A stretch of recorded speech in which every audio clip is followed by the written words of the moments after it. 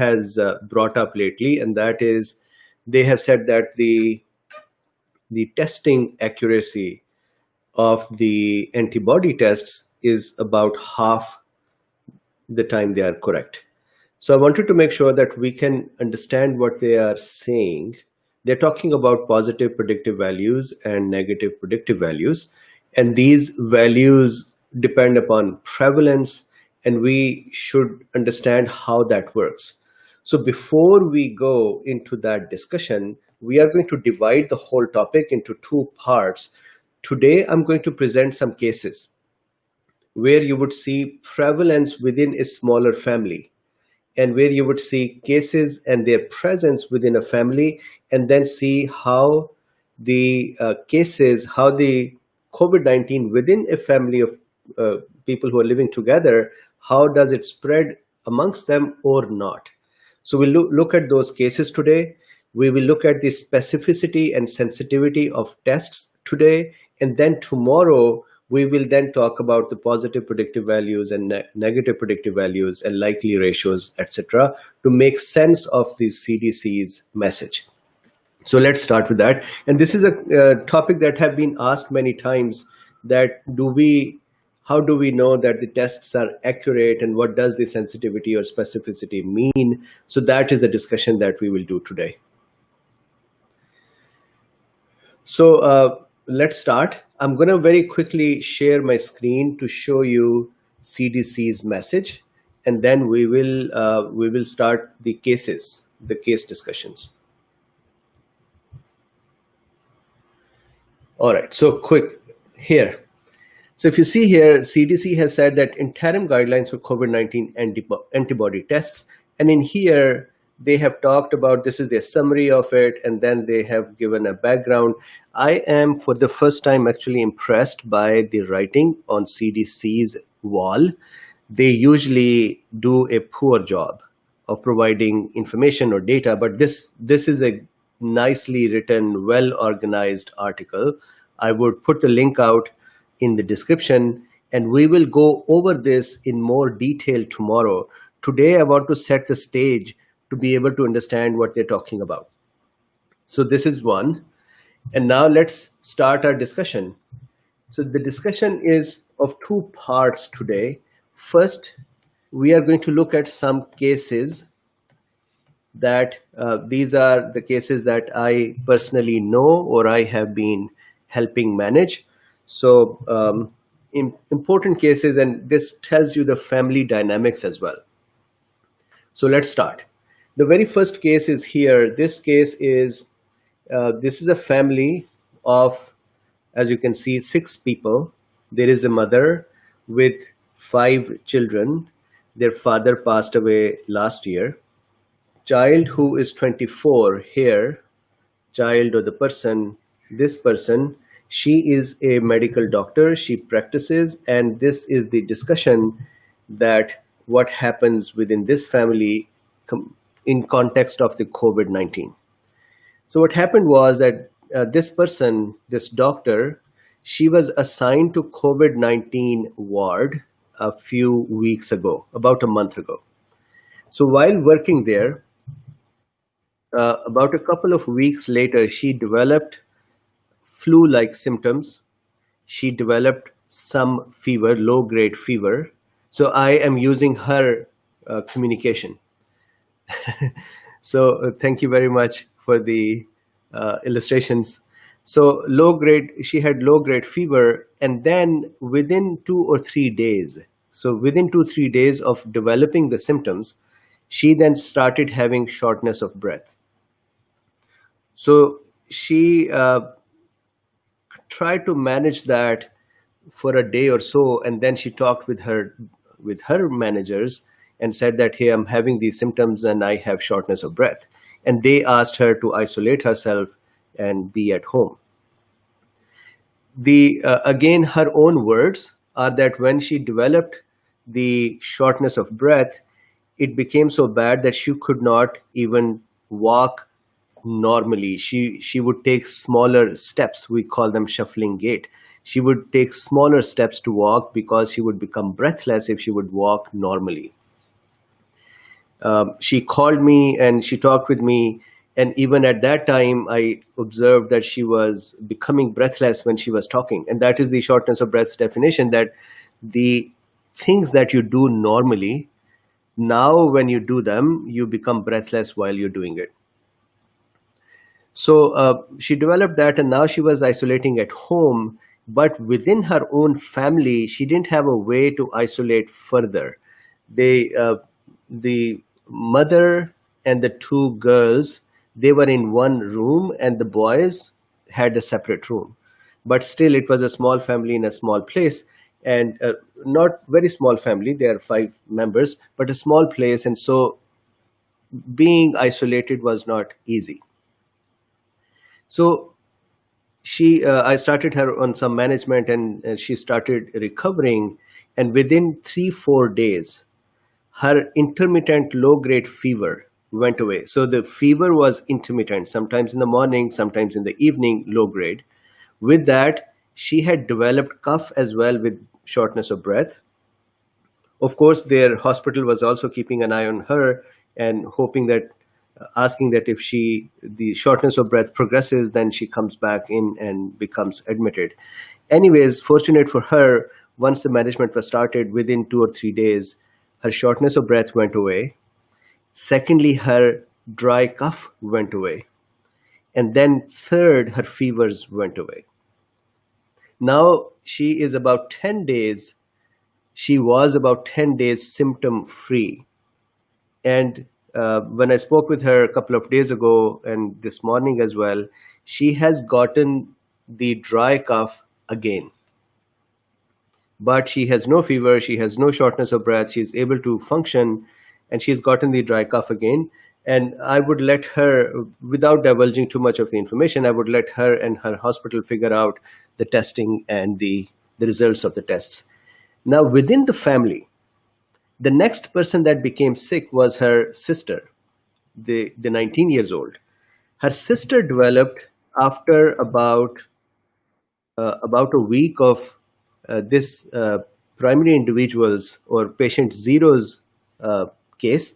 Her sister developed fever and cough, and that's about it. Her sister did not develop shortness of breath. She did not have any other symptoms, for example, headaches or GIT discomfort or myalgias or fatigue. So, and her sister with symptomatic treatment is becoming better, and now she only has cough. She had fever, the 19-year-old, she had fever for 1 day only. Then is her mother. Her mother is 47 years old. She is diabetic. She is also hypertensive. And she has been taking anxiolytics for 3-4 years as well. So that means she's anxious as well. She developed first flu-like symptoms.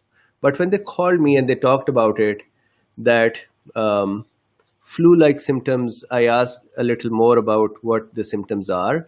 The message that came was that she has dry throat.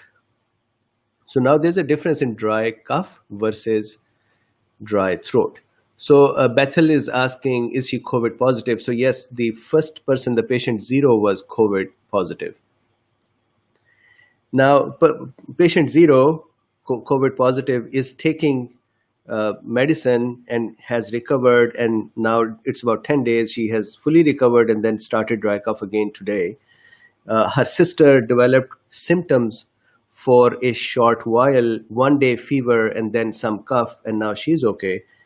Then about 4 days ago, her mother developed, she complained that I have the symptoms, but when I spoke and asked about the symptoms, she said that I have dry throat.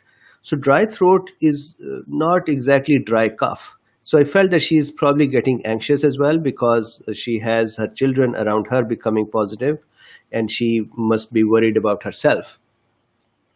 So then in another few days, couple of days, instead of any chest issues or breathing issues, she started developing high-grade fever with abdominal discomfort.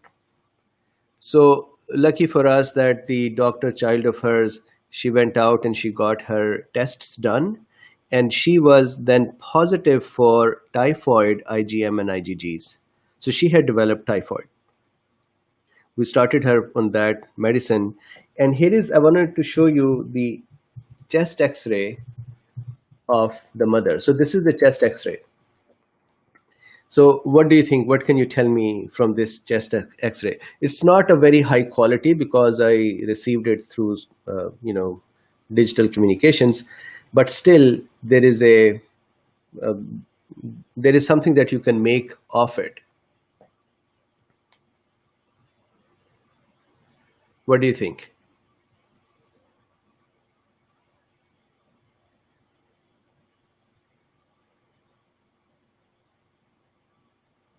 So this chest x-ray is mostly clear. So yeah, you can see that heart is enlarged, and you can also see that there are some bronchial vascular markings here on the right side, on the right side. And if you see, the right heart border is clean and clear, and the diaphragm is clear. On the left side, you can see that the heart is actually, it's like a boot, right? So it's a boot-shaped heart. It is enlarged heart. So this is her mother's chest x-ray. Her chest is also clear. There is no inflammation. So there's that there is inflammation. It does not appear. Maybe if we look at the actual x-ray, maybe there is inflammation that shows. At least in this one, it does not look like there is inflammation there. This is just bronchial vascular markings. Heart is something that is worth noting. So why am I bringing this topic up? Look, there is one person who was the patient. Then from her, another younger patient had the symptoms. And look, this is in context of the testing as well. So if I said that the patient one was positive and the other person living with her, near her in the same home, if she starts having flu-like symptoms, should we say that she has a highly likelihood of being COVID positive as well? This is something that is really important for us to keep in mind, because as we look at the CDC's site and as we look at the predictive values, that is what the likelihood means. What likelihood means that if there are two people, I'm simplifying it. If there are two people and one of them is sick, and then there is a chance for the other one to catch that disease as well, and they have the symptoms, or if they get the test done and the test is positive, then there is a higher likelihood that that person may be positive.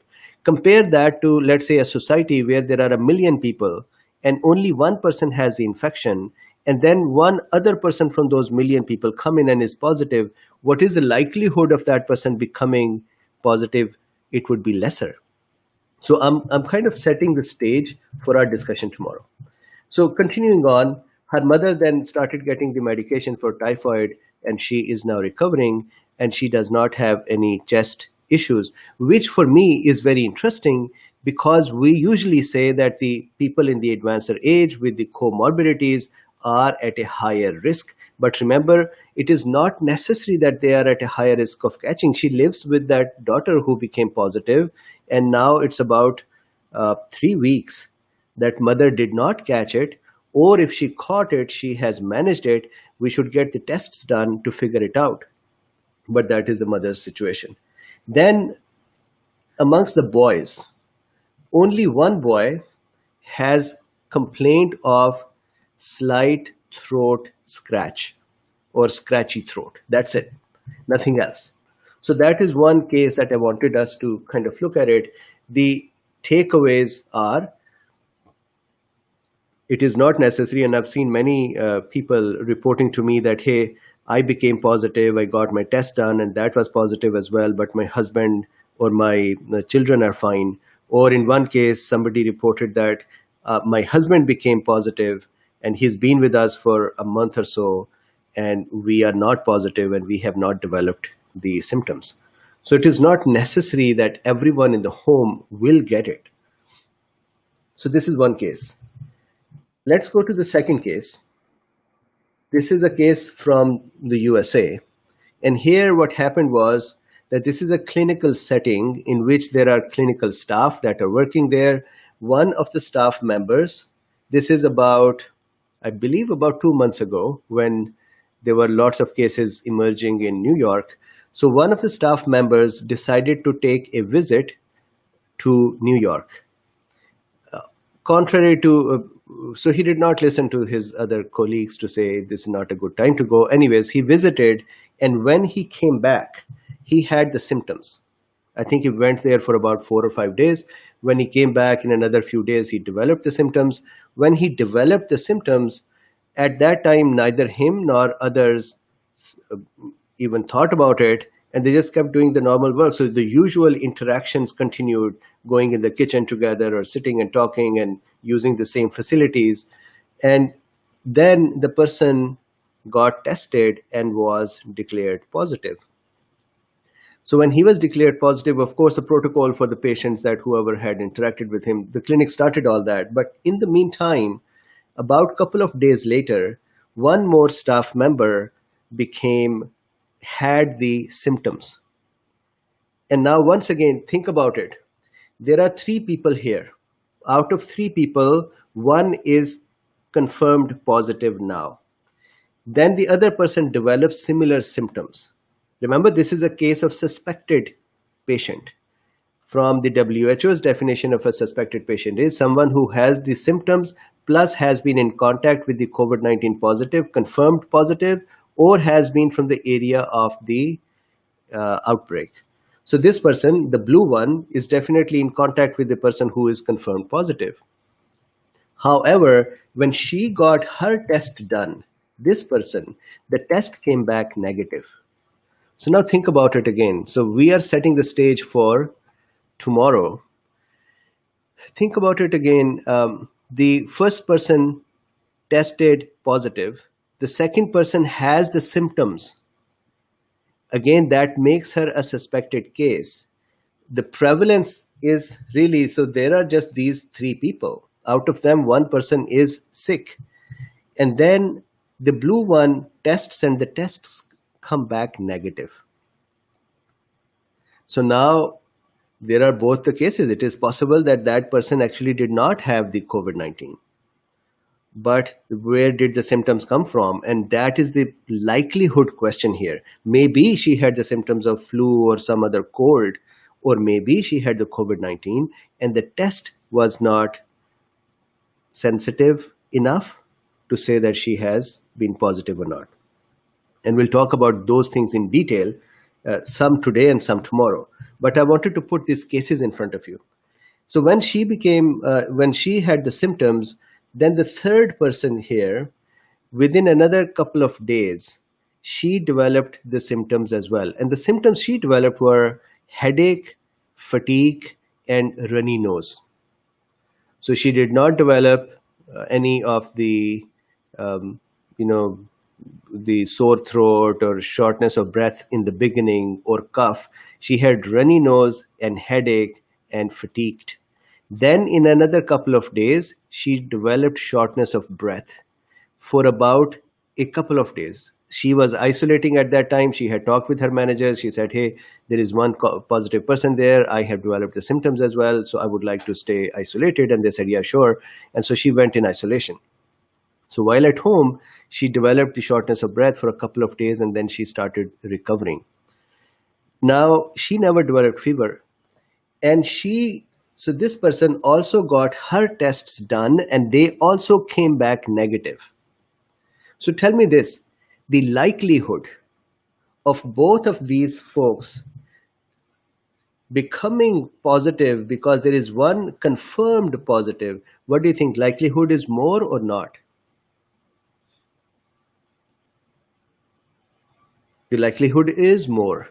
If we said that these are the 3 people out of 1 million, then the likelihood may be different. So that is a question of prevalence, and we'll discuss that tomorrow. But then the likelihood would be different. But now if we're just talking about 3 people and one person is confirmed positive and the others developed symptoms, then the likelihood of others having COVID-19 or whatever disease it is, if it is communicable, is high.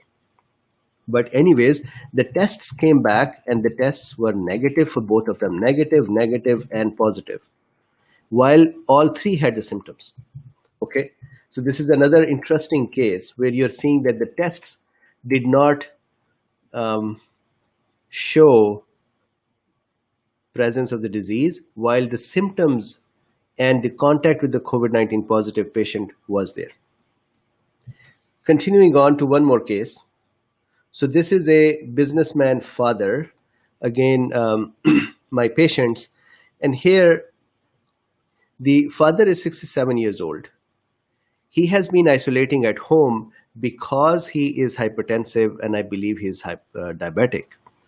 He has been isolating at home. Then about a week or so ago, he became bored, or maybe there are financial needs to go out and work. So he decided to go back to his business and start attending the business for a couple of hours every day. Then about 3 days ago, father developed the symptoms, and the symptoms are of constitutional symptoms for COVID-19. There is dry cough, there is fever, there is no shortness of breath, but there is severe fatigue and myalgias and dry cough and fever. Fever is once again intermittent. So for COVID-19, those who have been seeing the patients, they know that the fever can be intermittent, it can be low grade, sometimes it can spike to 101 or so, but then within the low grade, it comes and goes. The fatigue is there, severe tiredness is there, muscle pains are there, so that all is happening here, but there is no shortness of breath. His wife, she is 47, she has no comorbidities, and during this whole time, so far, she is fine. She has no symptoms. She has not gotten herself tested yet, and then we will see once they decide to go for tests that what do they do. But she is fine. There is no symptom, there is nothing. And it is possible, remember that we have discussed this in the past, that from the exposure, the symptoms can start from 2 days to 14 days. Mean is 5.1 days. Mean means 50% of the population starts showing symptoms within the 5.1 days of the exposure. Outlier is 24 days. There are people who have shown symptoms even as far as 24 days after the exposure. And I've done those discussion of those studies in the past. Now, they have 3 children, and none of those children, none of them have any symptoms. So one of them is a doctor, and she's the one who contacted me. She is working as well. She has no symptoms. Her brother, her sister, they have no symptoms. And this is the family. So about 4 or 5 days, the father has the symptoms, but nobody else has it. They are now planning for testing and the next steps. So that is the one more case that is interesting. Then here, this is one more person, unfortunate. It is actually someone who I know and his brother. So this is something I feel terribly bad as well. That what happened was, he's a 47 years old man. He is diabetic, lives in New York, and he developed symptoms of flu-like things or COVID-19. Remember, he's in the outbreak area. So see, in the outbreak area, if you develop symptoms, you would start suspecting that this is COVID-19 even without a test. That is what is the likelihood of being positive.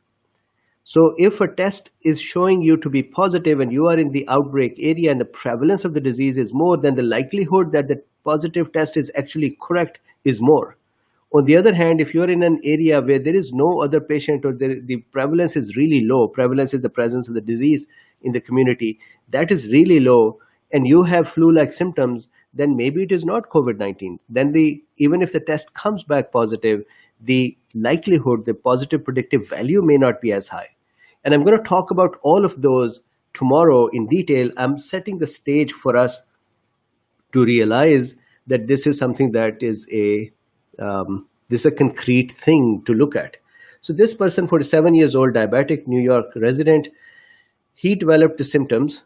And why I become angry is, remember that note? I continue to talk about that note, that somebody had written this note that Stanford doctors have said that if you develop symptoms, then you start taking hot water that would wash the virus back into the stomach and kill it, and start taking steam and that would kill the virus, and that's all good.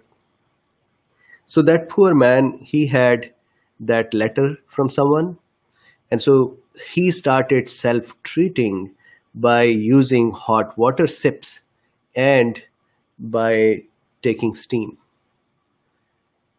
And the result was what? He unfortunately, within a couple of weeks, his situation became so aggravated that he called 911. He was brought into hospital and he went on to a mask right away. And then within another couple of days, he became ventilator dependent. And now it is 40 days. He is still on the ventilator. So he is COVID-19 positive. I believe in his case, there is a delay as well, that he did not talk with people, or he thought that the advice he had was a correct advice of drinking hot water and taking steam. And that allowed him to wait so long that it became really bad. So I actually do not trust the situation when the shortness of breath occurs. I always ask everyone that as soon as that happens, you need to be talking with your doctor. You need to be looking to see if you can go to an emergency room and get your support. But this is a situation where a bad outcome. That patient is still out there in New York. He's in a hospital. He's on a ventilator. We are all, of course, praying that he recovers, but this is what is his situation. So moving on to the next thing, the topic for which these cases are discussed. So the case discussion, keep this in mind, that it is possible that within even a family, there is a person who is sick and positive and others are not, or others become positive and then they come out of it within a day or two. But the important thing is that the likelihood for us to say, for example, when the very first case, when the mother's symptoms are presented to me, they were presented by a doctor to me as flu-like symptoms, which may be COVID-19. And when I spoke with her, they did not seem like flu-like symptoms. They seem more like an anxiety to me. And then within a couple of days, she also started developing other things. And luckily, her tests were done and we found out in time that she had the typhoid going and was managed. Okay, so back here, the last part of today's discussion. And then tomorrow we'll talk about the predictive values. So what is the test sensitivity and what is a test specificity? That is what we're going to quickly look into. So let's say here we have a population. If I make that here as well. So let's say we have a population where there are some people who are sick, any disease, COVID-19 or flu or whatever other disease we can talk about. And then there are some people who are negative, so who are not sick. And there are some people who are sick. And then we run a test on them. And what happens is the test brings back, ideally what we expect from the test is that all the people who are sick, the test would come back and say, yes, they are all sick. And all the people who are not sick or who are negative, the test would come back and say, yes, they are excluded, they are not sick, they are fine, they are healthy.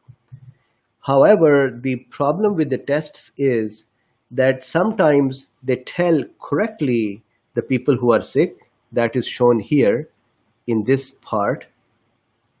And then sometimes they would take incorrectly the people who are healthy and declare them sick as well.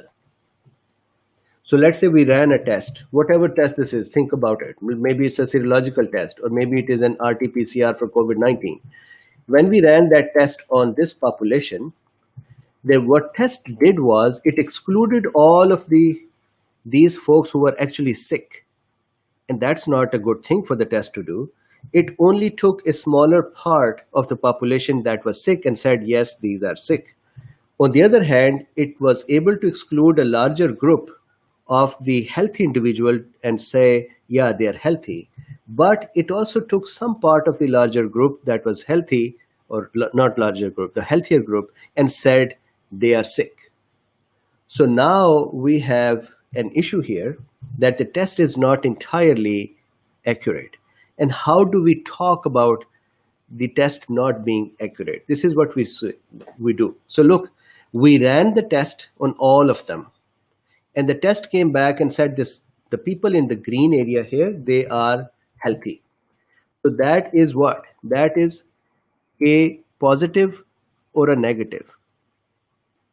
So test came back negative for them, correct? So they are shown negative. Just remember that the bigger box will be negative and the smaller circle will be positives. So they are negative, and are they really negative? Are they healthy? Yes, they are healthy. So we'll call them as true negative. So they were healthy and the test came back negative as well. So they were truly negative and test said that too. So we are happy with that. On this side, the ones in orange, these are folks who are all sick, but the test came back and said they are negative as well. But are they really negative? No, they're not really negative because they're all sick. So this test is false in claiming that they are negative. So this is a false negative. So we'll talk about the predictive values tomorrow, which are a derivative of further discussion from here. But at this time, I wanted to make sure that we understand that what does it mean by specificity and sensitivity. So here in the box, on this side, we have true negatives. Test said they are negative, and yes, they are negative, they're healthy. This side, they are false negative. The test said they are negative, but the test is false because they are actually positive. Now, if you look at this circle in the center, here, the test came back, and remember, both of them are going to be positive because the test came back and said all of them in the circle are positive. So it said positive here, and it said positive for this circle people as well.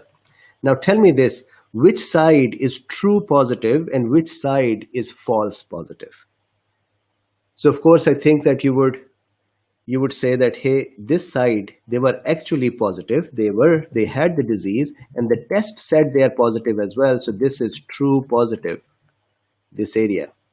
On the other hand, these folks were actually healthy, but the test declared them positive.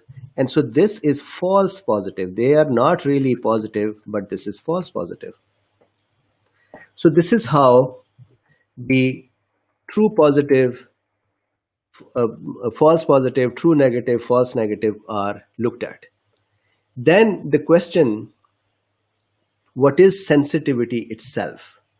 So basically the sensitivity is the percentage of the sick people that the test was able to tell out of all the people who are sick. So what do you think? Test was able to tell only these people to be sick.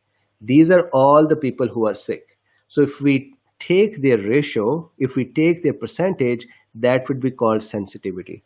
What does that mean? So I have already counted them. So there are 6 people here that were declared positive, which is good. They were positive. And then there are 9 people here that were declared not positive, although they were positive. The total people in this box are 15. So what we do is we take the true positive, which are true positive, that is this area, and we divide them by this whole area, and the whole area is true positive plus false negatives. True positive plus false negative. Or generally, we take false negative. We take the people who the test declared to be positive, that is true positive, and divide them over all the ones that are negative. Sorry, that are positive. So that would mean 15 of them, correct? So the ones who are actually let me just call them sick, or all sick. So what would that mean? We'll take 6, that is the one that test declared to be positive, out of all the positive that were 15. So divided by 15. And that is I think it's about 40%. That is the sensitivity of this test. Really bad sensitivity. What it is saying is that if you get this test done and the test says you are positive, there is only 40% chance that you are actually, or the test is actually correct. It's only going to tell that in 40% of the cases correctly and in 60% of the cases incorrectly. Okay, so it would not be able to include all the unhealthy people correctly. Now, what about specificity? Specificity is the ratio where we say that was the test able to exclude everyone that were healthy and say that they were healthy. So here, what did the test do? If you look at this test here, on the healthy people, it was not able to exclude everyone who was healthy. Instead, it actually got about 4 people who were healthy, and it said to them that, hey, you are sick. So how do we see the percentage of healthy declaration compared to people who it said sick? So what you do is you take all the true negatives, so that is the one that it has declared, the test has declared they're healthy, and that is fine, they are healthy, and divide them by all the total healthy people. So what is the total healthy people's number over here? That would be true negative plus false positive. So true negative plus false positive. So in this case, I had counted them before. So there are 4 that are false positive. There are 13 that are true negative. Total are 17. So what we'll do is we'll have 13 divided by 17, and that is about 74, I think, when I did the calculation, 74%. Again, not a good specificity. What that means is that if you run this test on 100 people, it would correctly identify 74. Let's say all 100 are healthy. It would correctly identify 74 to be healthy, and it would incorrectly identify the remaining and say they are sick. So this is specificity. We want the specificity to be very high. And you would see that in CDC's article tomorrow when we'll discuss that they would say that nowadays, because of the prevalence is low for COVID-19, the reliability of the tests are not, or the predictive values of the tests are not very good. So make sure that you use a test that has a very high specificity. High specificity means that the test will be able to exclude healthy people to a very high degree. For example, if we have a test that has 100% specificity, that would mean it would exclude everyone who is healthy to say you are healthy. It may not be as great to identify everyone who is sick to say that everyone is sick. It may not be sensitive enough, but if it is specific enough, it can still, you can have confidence that if it says you are healthy, then you're healthy. So CDC said that make sure that the tests have specificity of about 95.5%. In the meantime, when the test's accuracy or tests, because we don't have enough prevalence, their predictive values are not good. So that is the basic discussion here today. We just talked about what is specificity and what is sensitivity. I would leave this here today. Tomorrow, we will go over the CDC's article. I'll put that description out there as well, the link. So if you can give it a look before, that would be awesome. Hi, Dr. Vasaras, welcome. And otherwise, we'll go over it tomorrow. For the first time, I liked something that CDC wrote, and I think it is very valuable to look at that and to understand when some test is done and when you think it is positive or you think it is negative, what is the likelihood of that test's success, and what is the prevalence relationship with that. For example, this morning, a friend of mine, he said that, hey, I am sure that I was sick in December. And he said, I've just gotten my antibody test and it came back negative. CDC recommends one more thing. CDC says maybe do 2 tests. That is another way to defeat the inaccuracy in the test because of low prevalence. by doing two tests, they both should have 95.5% specificity, and they both can be from different companies and done at different times, and that can help as well. So we'll have a deeper dive tomorrow. It will be a little bit nerdy tomorrow, but it is important because nowadays we are getting ourselves tested and we are trying to figure out if we have become immune or not, and how long we will be immune, and if the test is correct or not. And so we would look into those things tomorrow. So I hope that the discussion today, the cases are interesting to see, the chest X-ray was interesting to see, and the sensitivity and specificity was interesting topic as well. Tomorrow we will continue. My request to all of you, please like, subscribe, and share. And my apologies for Facebook. I think I accidentally deleted the video while uploading the descriptions with the links. I think I accidentally deleted the video, or Facebook removed it. Normally, if they remove my video, they would come back and say, we think this video is not according to our community standards. And I would say, okay, I want to dispute that. But there is no such thing, and the video just disappeared. So either there was a glitch in the system, or I accidentally hit delete, but my yesterday's video was deleted. I uploaded it again, but I lost all the comments and any suggestions in there. My apologies for that. Talk to you tomorrow.